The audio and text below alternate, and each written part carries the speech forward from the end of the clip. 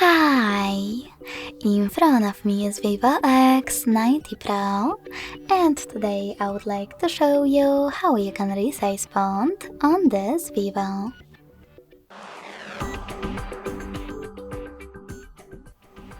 You need to begin by opening Devices Settings. In them, scroll down just a bit and tap on Display and Brightness.